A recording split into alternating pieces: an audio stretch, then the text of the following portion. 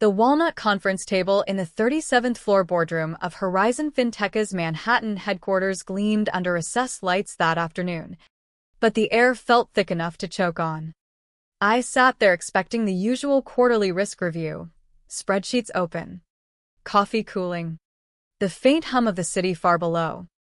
Instead, the CEO, Marcus Hale, didn't even look up from his tablet. "Security will walk you out," he said flatly, as if ordering lunch. My mouth went dry. 2 decades of building the invisible scaffolding that kept our global filings airtight, and it ended with those 6 words. My hand moved before my brain caught up. I unpinned the badge from my lapel, the same one I'd worn since the company was a scrappy startup in a Brooklyn loft, and laid it on the table with a soft click that echoed like a judge's gavel. Silence swallowed the room. Across from me, Harold Chen, the board's veteran counsel, leaned forward. His eyes narrowed at the badge. Flipped it once. "This is tied to Section 7.2, he murmured. Voice low. Almost reverent. "You've just removed the designated key person without transition protocol." Marcus's thumb froze mid-scroll. For a split second, something like uncertainty flickered across his face. Then he waved it away. "Assign it to someone else. Next item." But the room didn't breathe. Harold stared at the badge like it might explode. The HR director shuffled papers nervously. The 2 security guards by the door shifted their weight, waiting for a signal that never quite came. I didn't argue. I didn't raise my voice. I simply nodded once to Harold, stood, and walked out. No box of belongings. Nothing personal had ever lived at that desk anyway. Everything that mattered, every encrypted key, every procedural map, every chain of custody link, was off-site, buried in systems most of them had never bothered to learn. Outside on the sidewalk, the autumn wind off the Hudson cut sharp. Yellow cabs honked. Suits hurried past without a glance. I felt the absence of the badge, like a missing limb. But not panic. Methodical calm settled in its place. Governance wasn't paperwork to me. It was the spine holding the company upright across 50 states and 12 international jurisdictions. Regulators didn't trust logos or org charts. They trusted names on the filings. My name, Lauren Ellis, had sat beside every submission ID, every audit trail, every escalation clause for 18 years. Marcus had just unplugged the power supply and handed the battery to whoever drew the short straw next. That evening, my apartment in Chelsea felt unusually still. I made tea, the steam curling slow, and opened the private console I hadn't touched in years. It linked to a quiet LLC I'd registered early on, back when the board wanted faster overseas certifications and let me handle it personally. They'd called it efficient then. Now that dormant entity, still mine, still clean, suddenly pulsed with possibility. I toggled the key person transition trigger. 3 formal letters took shape. Neutral, precise, cold. To the SEC, the New York Department of Financial Services, and the FCA in London. Subject lines read only governance notification, removal of designated officer, without protocol. Each signed Lauren R. Ellis, former Director of Regulatory Infrastructure. Sections 7.2 Authority. I hit send just after midnight. No drama. No rage.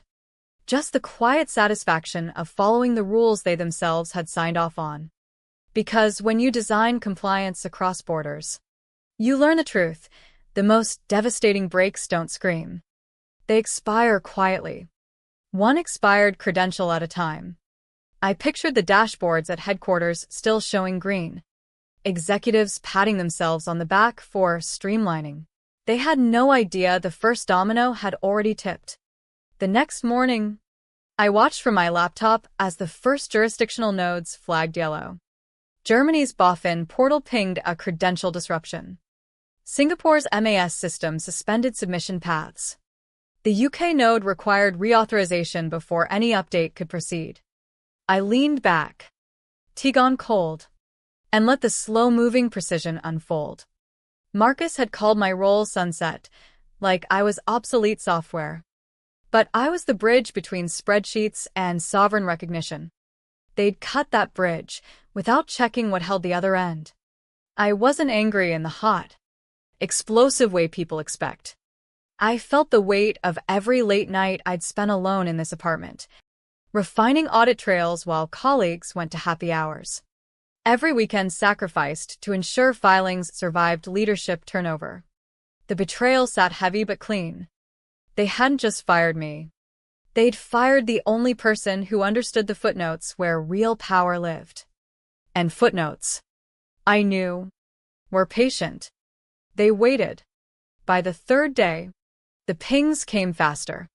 I sat cross-legged on my living room floor, laptop balanced on a stack of old compliance binders, watching the system I'd helped architect in 2015 come alive in ways the current team had never seen.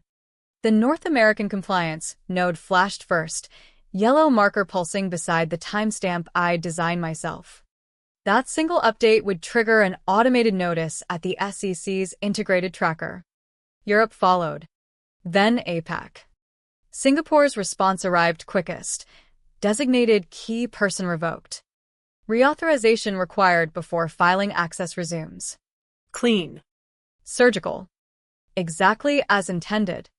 I drafted the notifications with decades of muscle memory guiding my fingers. To whom it may concern. As of this date, I have been involuntarily removed from my role as Director of Regulatory Infrastructure at Horizon FinTech. As the registered key person for this entity's filings, I notify you that no transitional designee was appointed nor continuity protocol executed under Section 7.2. This initiates reset status. Please update your registry accordingly. Sincerely, Lauren R. Ellis. Digitally signed with my still active private key. Trusted by every major portal since the company's first international expansion. The city outside my window kept its indifferent rhythm, sirens, laughter from the street, the low rumble of the subway. Inside. The machine hummed. I wasn't sabotaging. I was reclaiming continuity, the only way the system allowed.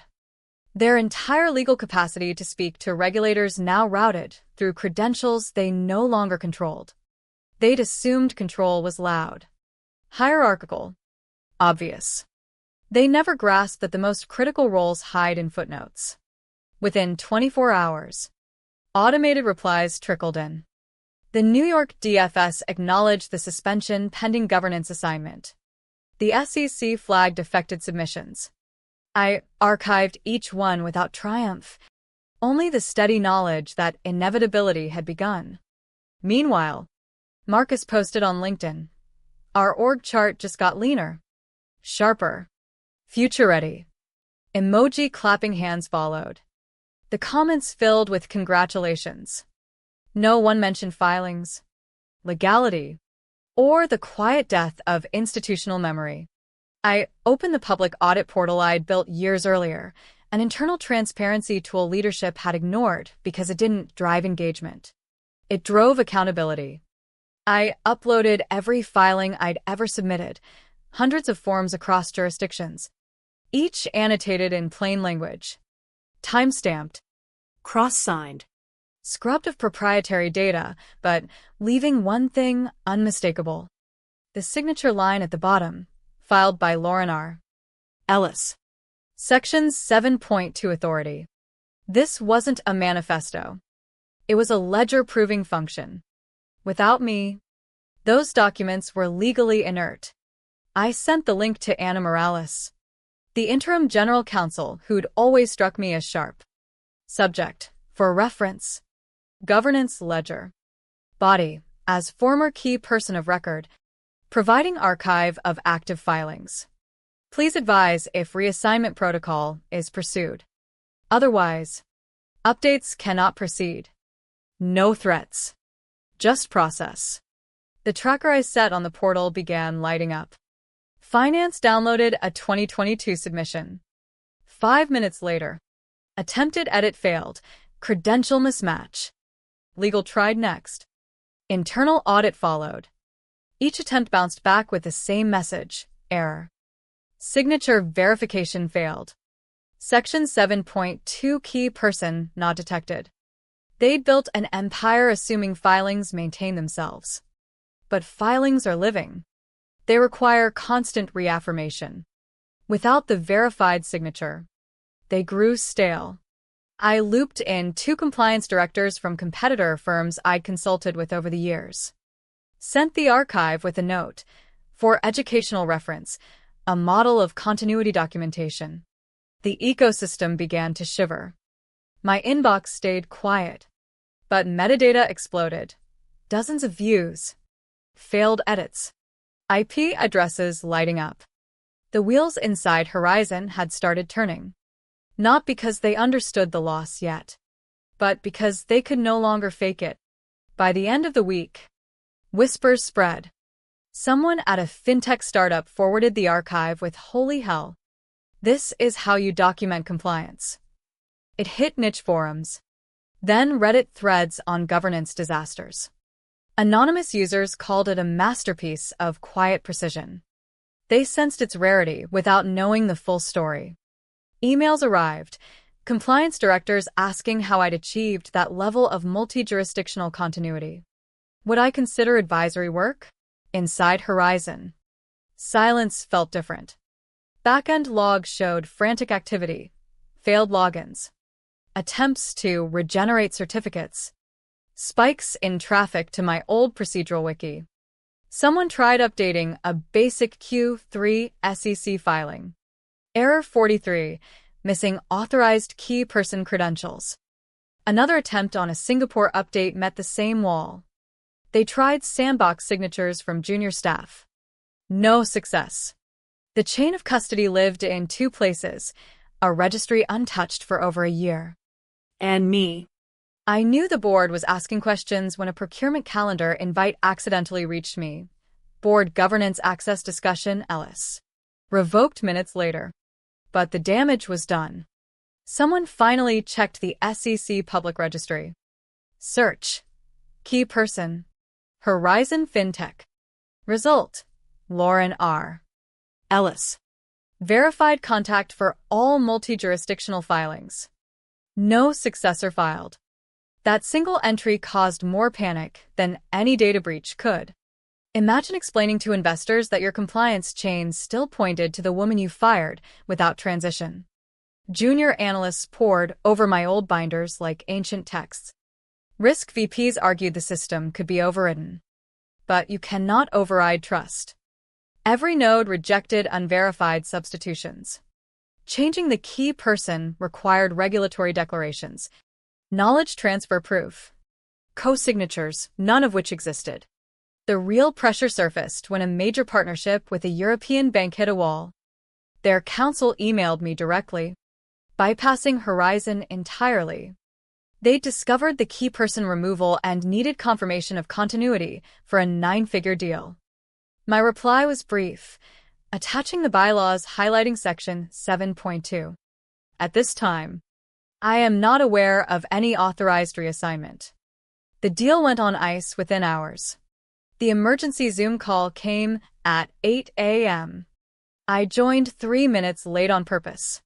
The grid filled with uncomfortable suits, board members, counsel, exhausted compliance staff, and Marcus. Face drawn, eyes avoiding the camera. Harold sat beside him, thick binder open. I waited. Marcus finally spoke. There seems to have been a misunderstanding about your role, Lauren. I smiled politely. There hasn't, he pressed. Was your response to the partner necessary? I answered evenly, confirming the truth was. I shared my screen, a single PDF page from the bylaws, Section 7.2 highlighted. Removal without transition voids legal standing of submissions until reassignment is approved. I outlined a licensing framework, Temporary delegation of credentials via my LLC. Jurisdiction specific. Renewable. Full audit trail. Acknowledgement of prior disruption. Not reinstatement. Infrastructure only. The board chair cleared her throat. This is a private license arrangement? Yes, I said. One-year charter already permits under delegated authority provisions. Harold confirmed softly. No one argued. Marcus stared like he was looking at a mirror he disliked. They needed the filings unlocked for the stalled partnership. Revenue pressure mounted. Investor calls turned forensic. Questions about regulatory continuity came rapid fire. They danced around answers while partners demanded proof. Behind the scenes, regulators flagged submissions. A contact at MAS called. We suspended their latest attempt. Let us know if you're advising elsewhere. 2 competitors quietly contracted my services after seeing the archive. Their filings now carried my new credentials. They announced zero concerns about continuity. At Horizon, desperation leaked. Urgent workflow emails. Key person path unresolved. A senior analyst accidentally sent me a transcript of an internal call. Marcus's voice cracked. Can we fix this? The CFO, not without signing her licensing sheet. The licensing agreement was signed without edits. Every clause intact. No employment. No title. Just a service contract tethering their legal standing to the signature they once erased. I countersigned and returned it, effective immediately. Governance restored. Quietly, Horizon updated their compliance page. Regulatory filing certified via Ellis Governance, LLC. No fanfare. When audit season arrived, packets came pre-formatted to my style. Regulator questions routed to me first. Partners verified chains through my endpoint. They called it the new normal. I called it precision. Marcus had tried deleting a title. Instead, they outsourced the backbone of their legitimacy. I rebuilt flowcharts for new clients who valued footnotes. The machine ran again, but on terms that acknowledged the spine they'd snapped. Years of quiet dedication had taught me companies chase numbers, cut costs, reorganize. Yet the real power often rests with those who ensure the numbers mean anything at all. They thought governance was a department. I knew it was a designation. And designations don't vanish when you stop paying the person who holds them. What lingers is the question: how many empires rest on invisible shoulders? Only noticed when those shoulders walk away? In the end, the chain of trust doesn't forgive arrogance. It simply stops working until someone remembers to maintain it. And sometimes, the person who built it is the only one who can restore what was lost.